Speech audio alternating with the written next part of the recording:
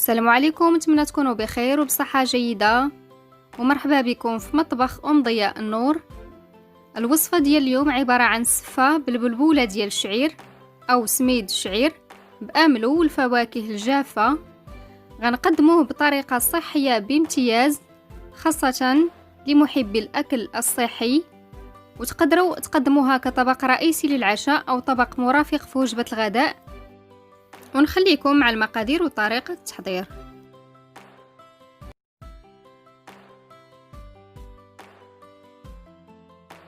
بالنسبة للمقادير غادي نحتاجو نصف كيلو من بلبولة الشعير أو سميد الشعير، ربع كأس من زيت أرغان، يمكن لينا نستعملو زيت نباتية، كأس ونصف من الحليب، نصف زلافة من الزبيب أو العنب المجفف، زلافة من التمر، وزلافة من الشريحة أو تين المجفف، وغنحتاجو قبصة ملح. ندوزو لطريقة التحضير. بالنسبة للطريقة، أنا غسلت بلبولة الشعير مزيان حتى تنقات من النخالة اللي فيها واستقطرتها مزيان. صافي دابا غادي نضيف الزيت،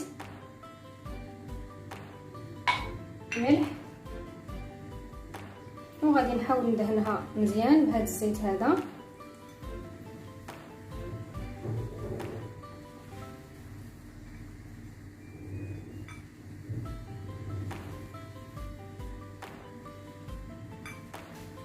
وغنوضعها في الكسكاس بحال الطريقه ديال الكسكس تماما.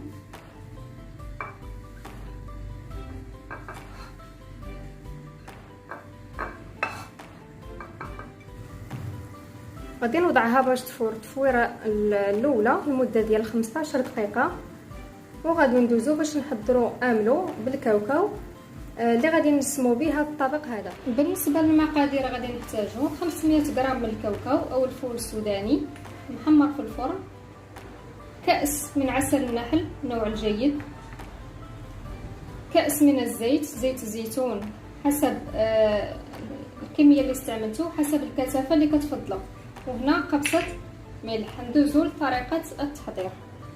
بالنسبه لطريقه التحضير غادي نطحن الفول السوداني حتى كنطحنو مزيان، عاد غادي نخلطو مع الزيت والعسل في الخلاط الكهربائي.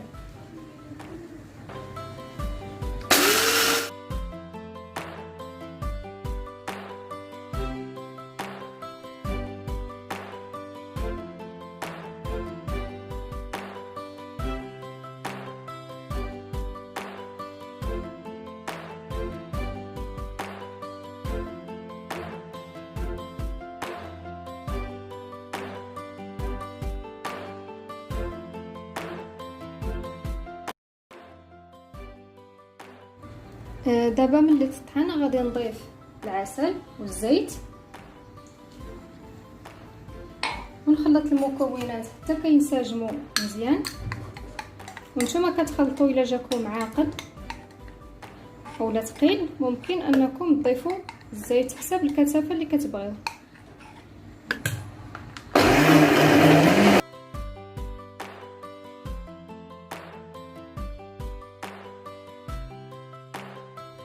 من بعد الفوره الاولى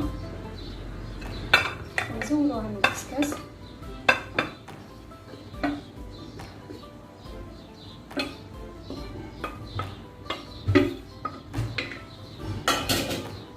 كنضيفوا عليها كاس ديال الحليب وهي باقا سخونه،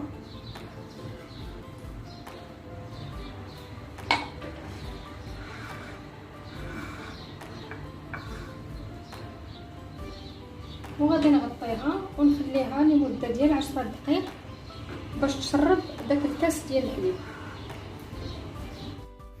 صافي من بعد 10 دقائق غادي نحاول نحلها ونفكك دوك الحبيبات اللي تكونوا، وغادي نرجعها للكسكاس باش تفور للمره الثانيه مده 15 دقيقه.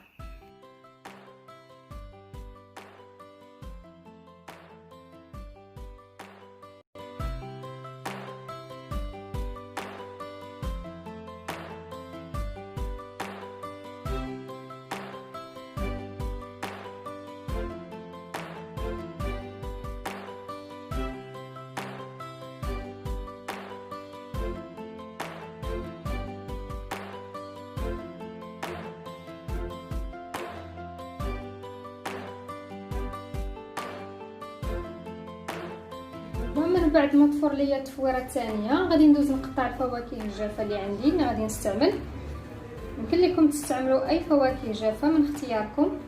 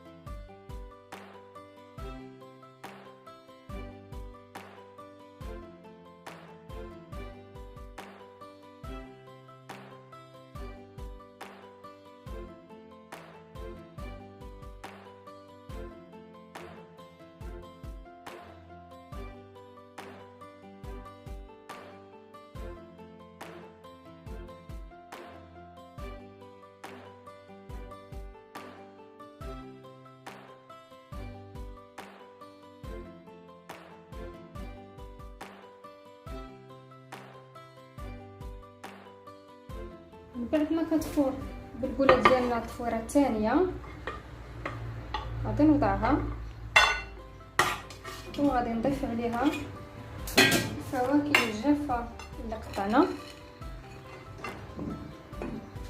طبعا كنغسلوها ونشفوها عاد كنقطعوها وغنضيف كأس من الحليب صافي. هكا غادي نخليها ترتاح 10 دقائق وغادي نردها تفور للمره الثالثه.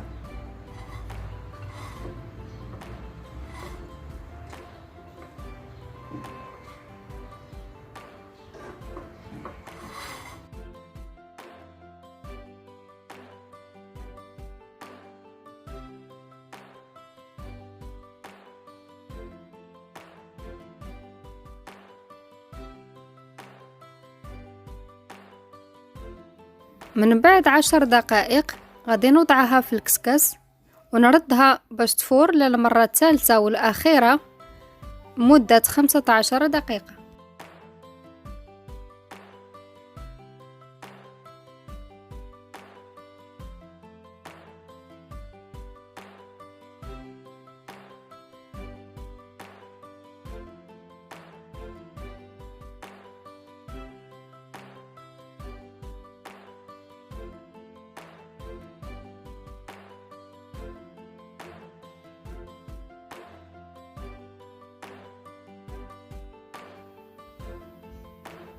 وصافي من بعد ما كتفور البلبوله ديالنا كنحيدوها من الكسكس.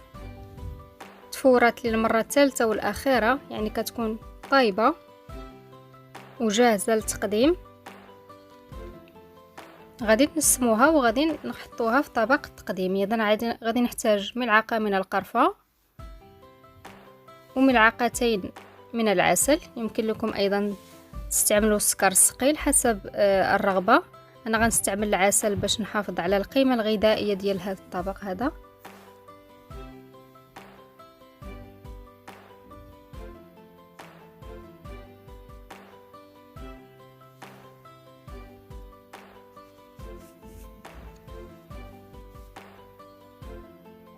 وغنضيف ملعقه من ماء الزهر اختياري ايضا. ثم غادي نضيف نصف كأس تقريبا نصف كأس من املو. هنا املو اللي حضرنا كيجي بهذا الشكل هذا لأن حضرناه بطريقة سهلة جدا واقتصادي. استعملت فيه غير الفول السوداني بوحده. يمكن لكم تضيفوا أيضا اللوز وزريعة الكتان حسب الرغبة. يمكن لكم تضيفوا أيضا السمسم أو الزنجلان، يعني كيبقى حسب الاختيار وحسب الرغبة ديالكم. صافي غادي نخلط هاد المكونات كاملين حتى كينسجموا وغادي نزين، والتزيين ايضا كيبقى حسب الرغبه. بقاو معايا باش نشوفوا الشكل النهائي ديال وصفه اليوم، صفه بالبلبوله واملو.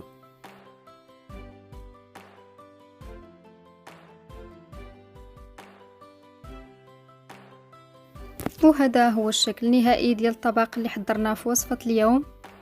زينت هنايا باللوز مهرمش والجوز، وكذلك املو بالكاوكاو اللي حضرناه. وكيبقى لكم الاختيار طبعا تنسموا وتزينوا حسب الرغبه ديالكم.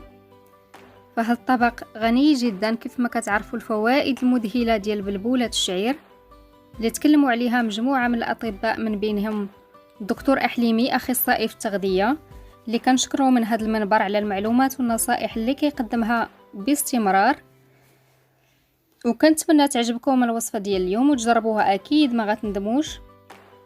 وإلا عجبكم الفيديو ديال اليوم بارطاجيوه مع الاصدقاء والعائله، وما تنسوش طبعا تشاركوا في القناه وتفعلوا الجرس باش توصلوا بكل جديد القناه. شكرا لكم على المشاهده، الى فيديو اخر ومع السلامه.